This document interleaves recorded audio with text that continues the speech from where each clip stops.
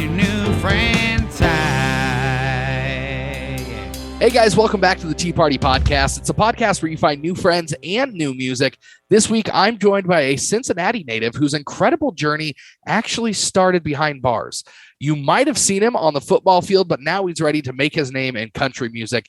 He's got a brand new EP coming out, and he's here to tell us all about it. Let's welcome to the show, Raleigh Keegan. Raleigh, how are you, buddy? Man, I'm awesome. I'm honored to be on here, and it's great to meet you. Good to meet you. We've been trying to set this up for a little while. Finally got it done. I'm excited to get to know you a little bit. Yeah, man. Me too. Awesome. And we'll tee off with Raleigh next. It's time to tee off with Ty and today's guest, Raleigh Keegan. Here comes the first four. Okay, here we go, buddy. Question number one. If you couldn't be in the entertainment industry, what job would you have? Well, definitely not a lifeguard because I got fired from that. I was a terrible lifeguard. I was also a terrible personal trainer. Here's what you're going to find out about me. I am really bad at things I don't like. So that's fair. I don't know. I would have to say it would have to be some form of business, I guess. I would probably start a business. I like to build things, and I don't know. I don't know exactly what it would be. Maybe like my own protein shake or something, or like my own Chipotle burrito, my own version of Chipotle. Something great. I don't know. That's a good answer, but I feel like we need to circle back to the whole lifeguard thing. Was there something specific that got you fired, or was it just generally not being good? We've got to hear this story. Very specific. I was a terrible lifeguard. I got caught sitting in the chair reading a magazine while there was like 50 kids in the pool fighting, and I was just not paying attention to them, and my boss saw it. Oh. Long story short, young Raleigh Keegan was an idiot. So there you go. If it makes you feel any better, I was at the pool at our complex the other day, and there was kids throwing chairs into the pool, and I didn't stop them either. I mean, nobody was paying me, but like I wasn't about to get involved in that nonsense. No, dude, let it go. Just let it happen. Exactly. That's my motto. I love it. Okay, question number 2. If I give you control of the music at a party, what's the first song that you're going to play for everybody to get them up and moving? Ooh, man. I feel like the one that gets people at every like wedding you go to is that song by MIA, the Paper Plane song. Oh yeah, okay. I feel like that one, or the Rihanna song, Live Your Life. I like the early 2000s kind of pop stuff. Like I loved like Usher and Rihanna, and I don't know. Let's just go with Live Your Life by Rihanna. There you go. That's a good call. That early 2000 stuff. That's my guilty pleasure music. Yeah, dude, it's great. I'm here with you. Okay, if you could bring a fictional character from TV, movies, a book, whatever it is, to life and hang out with them for a day, who would it be? Oh gosh, this one's tough. A fictional character. Oh well, do they still have their like powers? Sure. Okay. All right. Let's go with Harry Potter. So that I can like do a bunch of spells with him. That's solid. See, I just want to hang out with his invisibility cloak for a little bit. Exactly what kind of trouble right. I can get in. Yep, dude, you can get away with anything, including being a lifeguard. You definitely aren't going to get fired if they can't see you. Exactly. Okay, last question of the first 4. If you could have an unlimited supply of anything, whiskey, tacos, scotch tape, guitar strings, whatever it is, what would it be? I would have to say bourbon. No, I'm not going to say bourbon because my wife would not like that. But I love bourbon. Probably, honestly, dude, we eat Mexican food like 3 to 4 times a week because we're obsessed with it. So I would have to say like, let's just go with tacos. Okay. We do Taco Tuesday like 4 nights a week for real. What important question? What kind of bourbon? What kind of tacos? Okay, what kind of bourbon? If I had to choose one, I would choose this is tough. Probably Weller 12 year. I love that. Or Blanton's. I love Blanton's as well. But tacos, man, there's the homemade ones we make are really good, but there's this place in Nashville called Velvet Taco, and they kill it. I don't know if you've ever been there, but I haven't, but I'm putting it on my list. Yeah, dude, you got to check it out. They've got really good food. There's a bunch of good little taco. My favorite taco spot called Taco Mamacita went out of business during the pandemic, which is right on Music Row, near Music Row. So that sucked. But anyways, that's what I'd say. My parents are actually in Nashville right now. I'm going to have to tell them about Velvet Taco. Yeah, dude, it's great. They keep asking me for places to go, and I'm like, there's so many good places. Just walk into somewhere. Yeah, dude. But Velvet Taco. So many places. Well, Raleigh, man, thank you so much for playing along with the first four. But now let's pull the curtain back a little bit. Let's get to know you a little bit. Give us kind of the Cliff Notes version of how your life got started, how you grew up, and how you got into music. Yeah, so was adopted. I was adopted when I was 4 days old. Birth mom had me when she was in prison, and gave, at the time I didn't know this was a very hard decision for her. I didn't. I'm going to fast forward really quick. I didn't meet her until a few years ago, but at the time I didn't know. But this was like an incredibly hard decision for her. But she wanted a better life for me than what she could provide at the time, and so she gave me up for adoption, and I moved to with my parents who raised me, like Cincinnati, like 10 minutes north of the river, and lived there, middle class, working family. Dad was a bus driver, mom was a nurse, and they got me my first piano. Me and my brother, who's also adopted from a different family, but got us our first piano. They found a free piano in Michigan, and they drove our Sienna minivan. The MVP. I don't know if you remember those. I do remember, dude, the MVP. Everybody had the MVPs, dude. Anyways, drove up to frickin' Michigan to get this upright piano, and drove all the way back. It was like a 7.5, 8 hour drive. And that's what I kind of learned how to play on.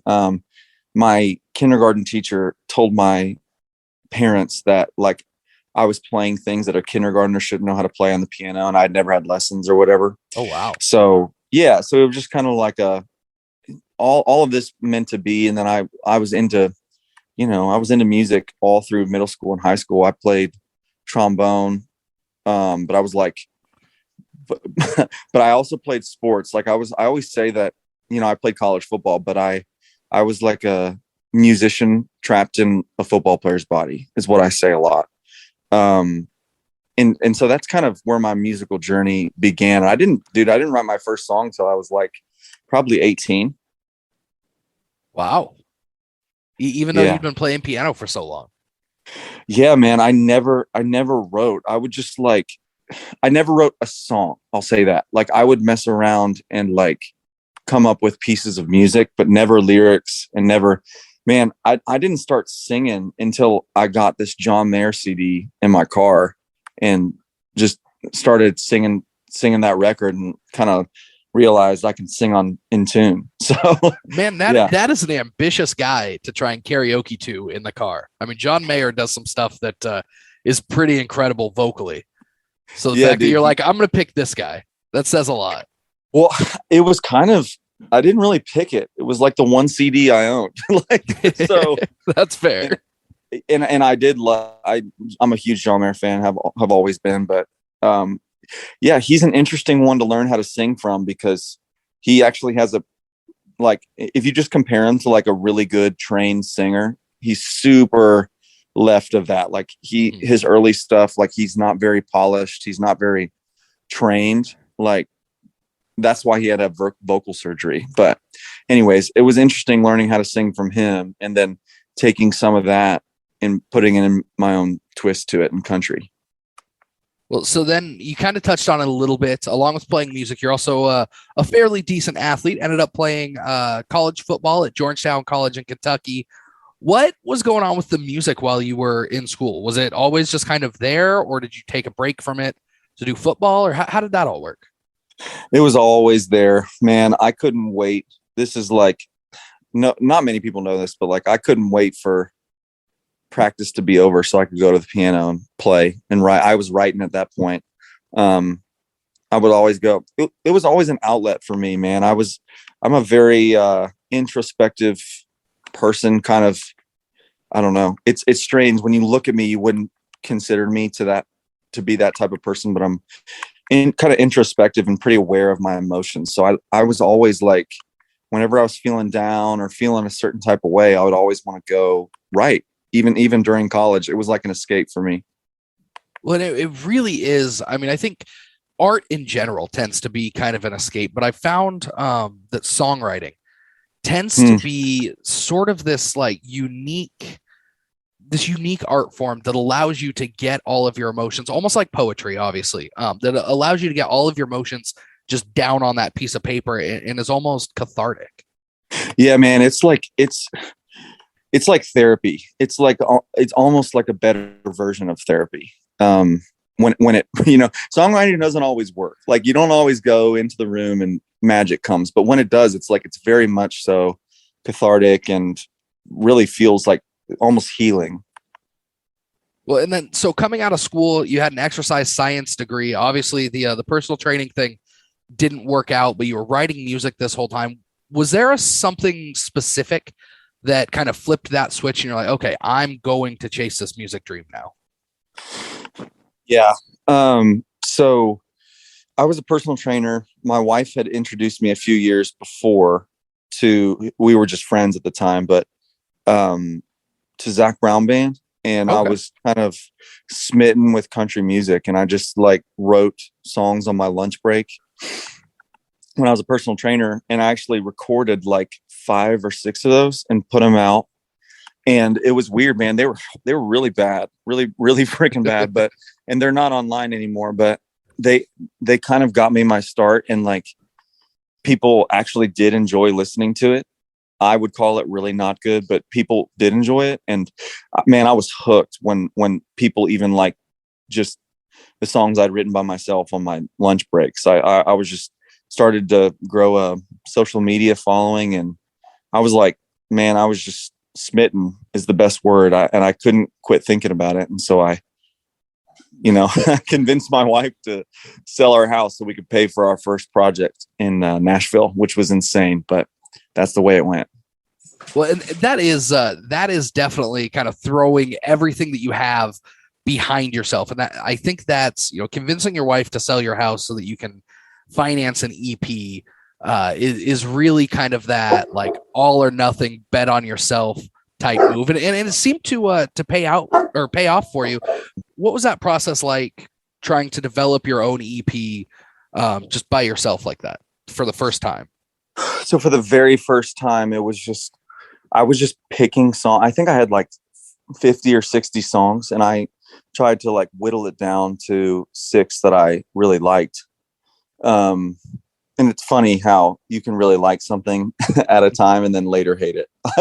I swear, dude, how many times I've released a song and 2 weeks later I'm done with it. It's funny. But no, with this stuff, man, it was just really what's the way to put it? Really green. It was really the first stuff I'd ever really tried to write in this genre. And I took it to this guy named Jeff Powell, who helped me record this stuff. And he's actually good. He mixed Cable Car for the Fray. And oh, wow. He's got some good credits and stuff. Well, that definitely helps your first time out. It definitely helped having somebody who's experienced, but that was just getting your feet wet. I would call that just an experiment of how would this go, if that makes sense.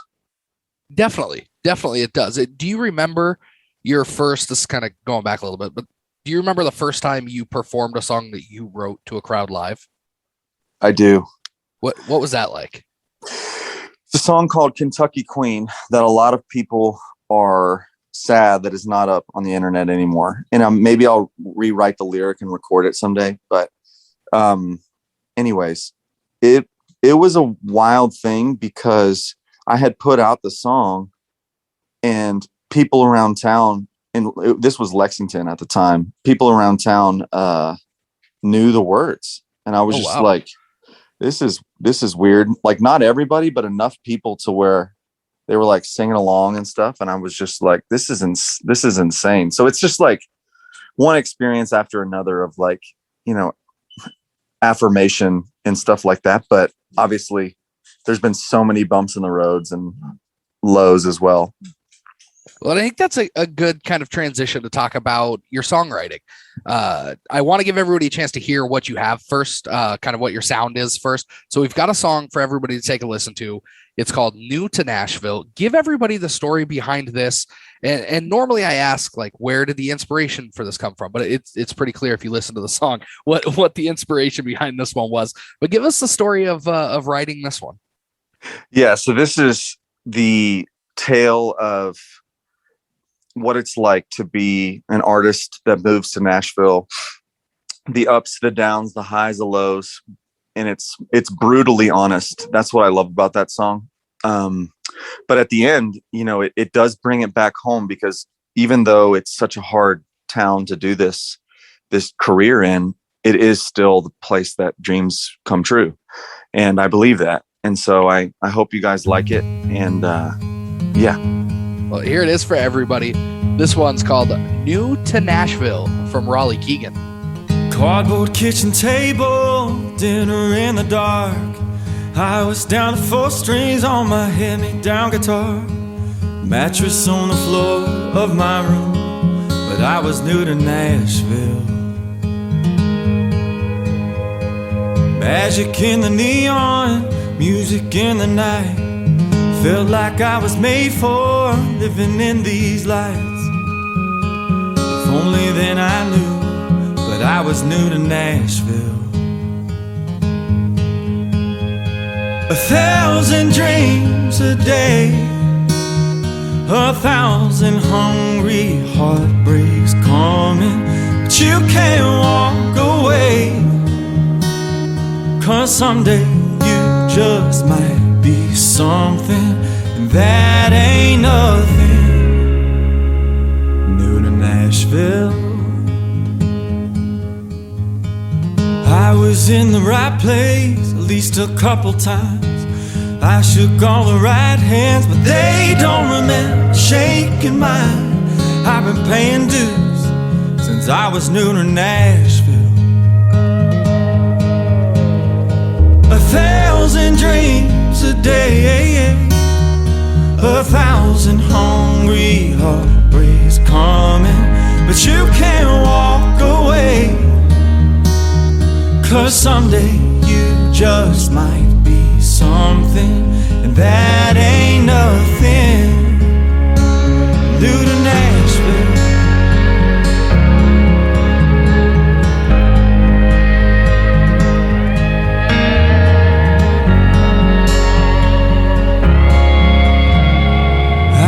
Here for so long, heard so many no's. That don't mean that I'm not still holding on to hope like I used to when I was new. 'Cause some dreams do come true, and that ain't nothing. New to Nashville. New to Nashville. That's new music from Raleigh Keegan. It's called New to Nashville. It came out at the end of January.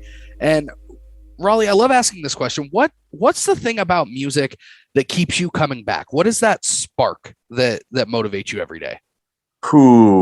Well, there's a couple, but I'll try to narrow it down. The one thing would be like creating something from nothing. There's something. It's probably not just particular to music. It's probably with anything, but the sense of accomplishment and purpose and excitement and like butterflies that you get from making something from nothing and making it great, making it beautiful, making people feel something is really addictive.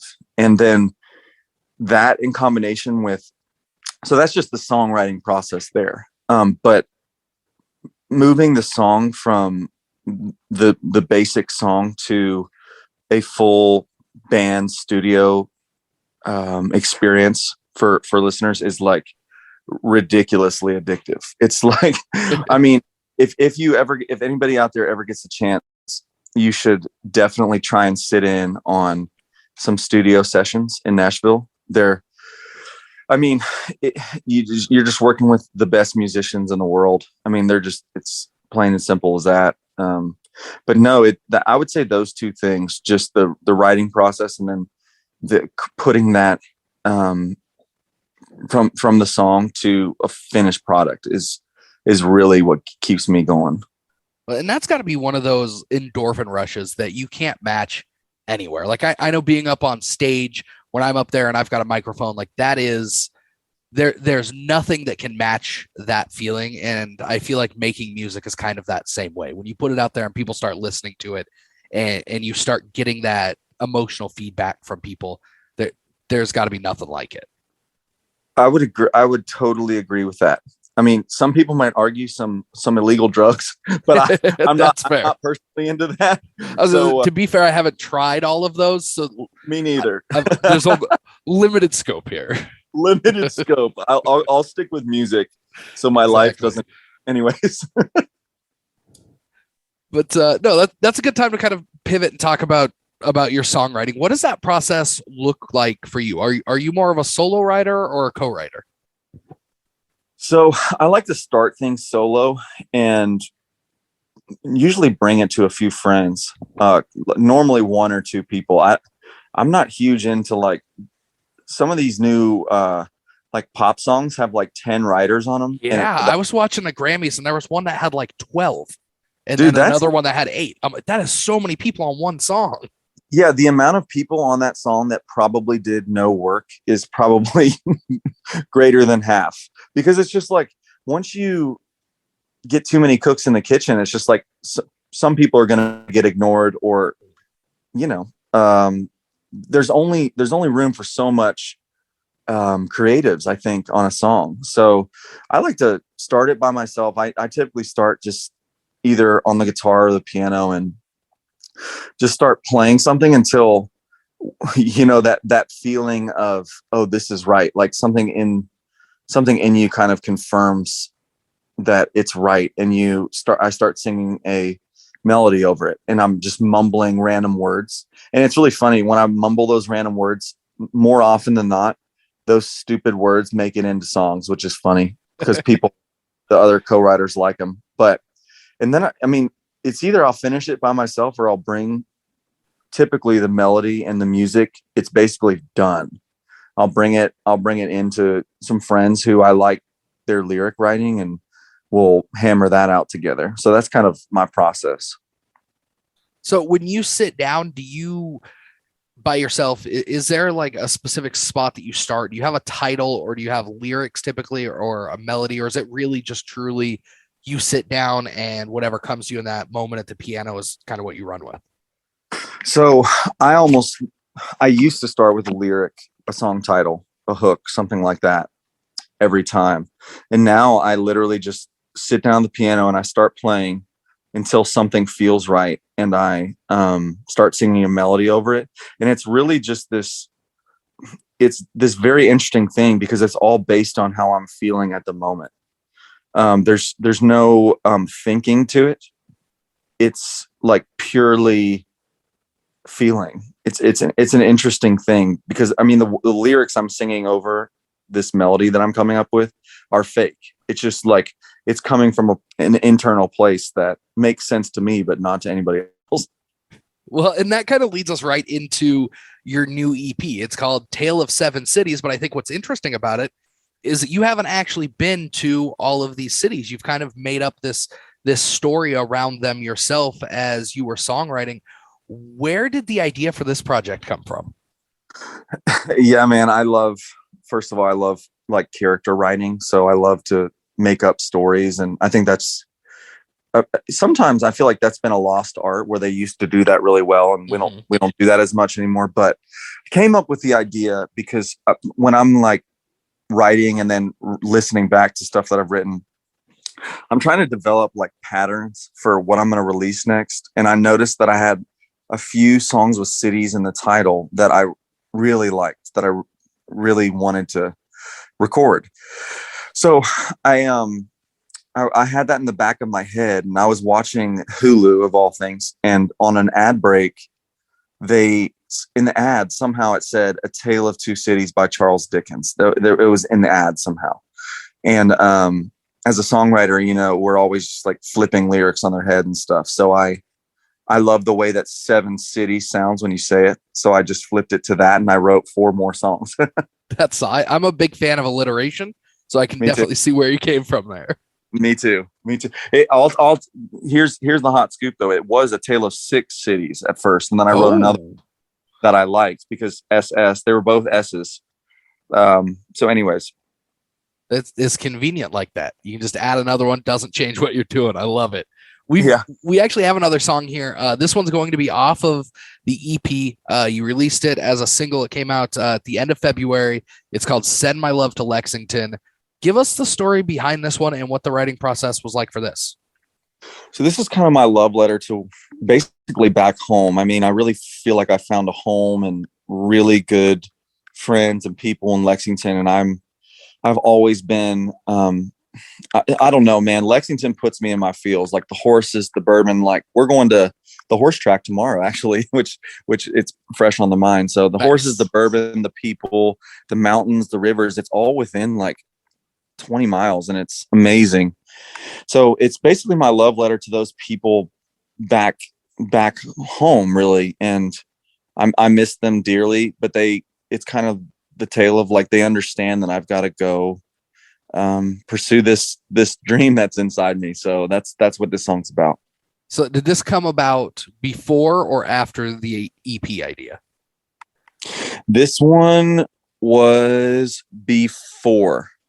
Okay. And this is one of the ones where I started with the melody and I brought it into my friends, Dan Wilson and Cassidy Lynn. And we this one was done in like 45 minutes. This one, it was a great experience. So I hope you guys like it. Well, here it is for everybody. This one, it's called "Send My Love to Lexington" from Raleigh Keegan.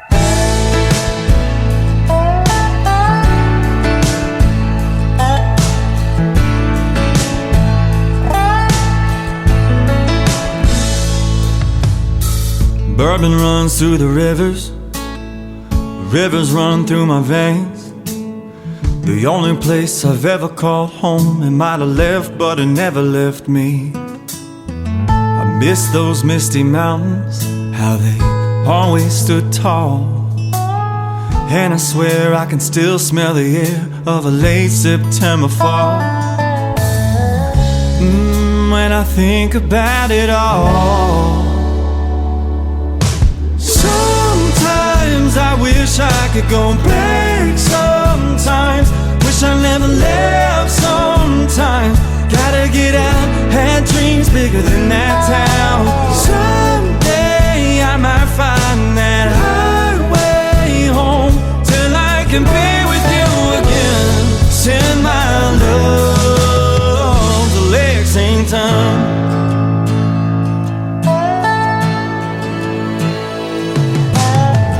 Memories play like a movie in the back of my mind.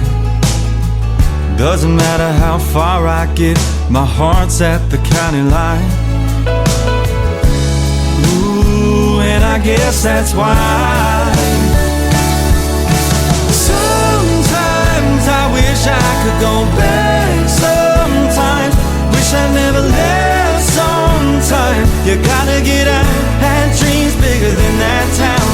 Someday I might find that highway home till I can be with you again.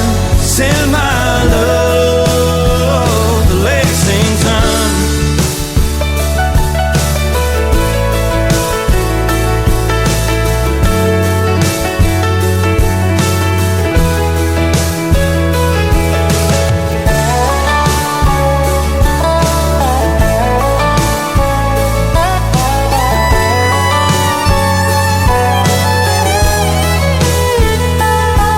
There's a slow sun sinking over those bluegrass hills, and when I close my eyes I see it still. Sometimes I wish I could go back. Sometimes I wish I never left. Sometimes I wish I could go back. Sometimes wish I never left. Sometimes you gotta get out, had dreams bigger than that town.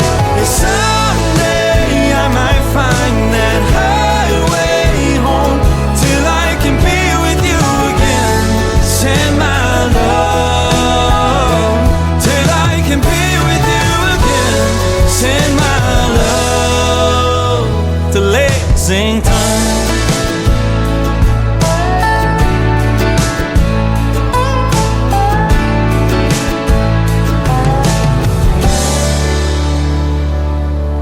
Brand new music. This one off of his upcoming EP. It's called Send My Love to Lexington by Raleigh Keegan. And Raleigh, without getting yourself into too much trouble, can you tell us when this one, when the EP is going to drop? Yeah, man. I can tell you exactly when it's going to drop. 1 second. It's coming out June 24th. Perfect. The whole album record will be out. So really looking forward to that. And it's some of the music's going to be a little different than what I've done in the past. I'm going to be one of those artists that kind of moves styles and, progresses and changes and goes back to the roots. That's kind of the kind of artist I loved when I was growing up. I mean, so some of the stuff is a little different. It's like a little bit piano driven country, but it's still Raleigh Keegan. So I'm really excited for people to hear it. That's fantastic. We had a guest on here, Jeremy McComb, a few months ago, and he does that a lot too. He called it genre agnostic, which I thought was a fantastic way to describe kind of that type of project where it's a little bit all over the place. That's right. I mean, like the way that I write, man, it's like I'm genre homeless. I love it. It's because like sometimes if I write a melody that's pretty like not very country, then you've got to I like to put more of a country lyric in it and vice versa. If the melody's pretty country and kind of three chords in the truth, you can kind of get away with, moving the lyric around a lot. So I totally get, you said his name is Jeremy. Yeah. Jeremy McComb. Yeah. I totally agree with him. Well, Raleigh, man, it's been an absolute blast. We're definitely going to have to do this again in the future down the road. But before we let you go, we end every show the same way that we started. It's called the Final Four. These ones are a little bit tougher just because they make you think. You up for it? Okay. Yep, I'm up for it. It's time for the Final Four. Okay, here we go. Question number 1. What's your favorite venue that you've ever played in? Ooh, I love Joe's in Chicago, and I love the Grizzly Rose in Denver. I can't choose between those two. The Grizzly Rose is 100% on my bucket list. Yeah, dude, the Grizzly Rose is killer. It's a great town. People like really love country music there too. It's I've noticed that. Yeah. Which is not something I think you expect from Denver, Colorado. No, you kind of expect folky, that type of vibe, to me, Americana. But yeah, there's a whole lot of people who travel to the Grizzly Rose probably within like an hour radius because they got like line dance. It's like, I'm pretty sure it's like one of the only country clubs in Denver, if I'm not mistaken. Okay, that would make sense. Yeah. Okay, here we go. Question number 2 of the Final Four, and you can look at your phone, you can cheat. Who are the 3 most recently played artists on your Spotify or Apple? Ooh, this is great. Let's check this out.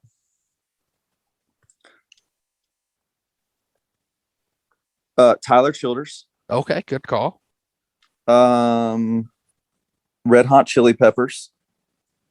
And Blues Traveler, which is hilarious because my wife wanted to listen to that. Oh, you want to give me a ride on a ride? Yeah.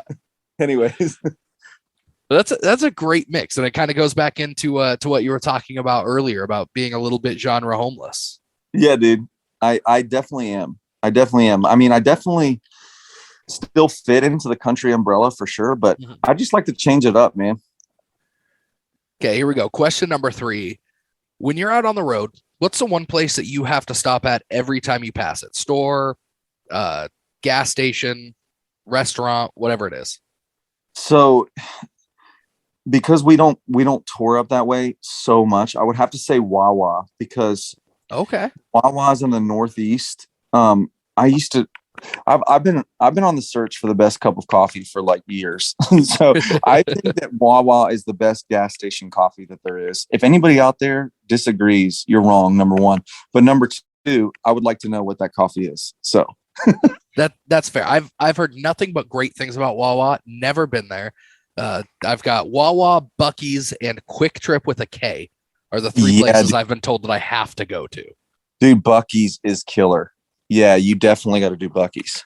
Okay, I'll make sure the next time that I'm in that area that I just search one out, because I've been in that region a couple of times and just never thought about it. I'm like, okay, yeah, I've got to find it. Yeah. Okay, Raleigh, final question. If you could pick one thing for people to take away from your appearance on this show and your music in general, what would it be? It would be that I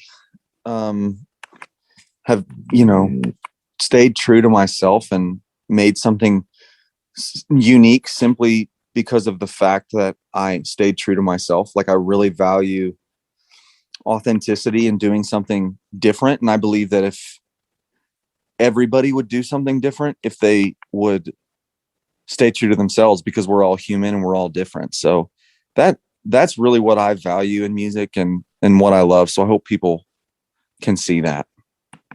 There you go, folks. You heard it straight from Raleigh Keegan. Be true to yourself. I don't think there's any better advice out there from anybody. Man, it's been an absolute blast. Like I said, anytime that you want to jump back on, shoot me a message and we'll set it up. Cool, man. Well, I appreciate you having me on, and until next time, man. Absolutely. And guys, that was another episode of the Tea Party Podcast. It's the country music podcast where you find new friends and new music, like Raleigh Keegan and his upcoming EP, Tale of Seven Cities. Go tee off on the like button at facebook.com/Tea Party Podcast. This has been a Tea Party Communications production. Theme music created by Jesse Quandt. Announcer voiceovers by Gwinn. And as always, hosted by Pisani.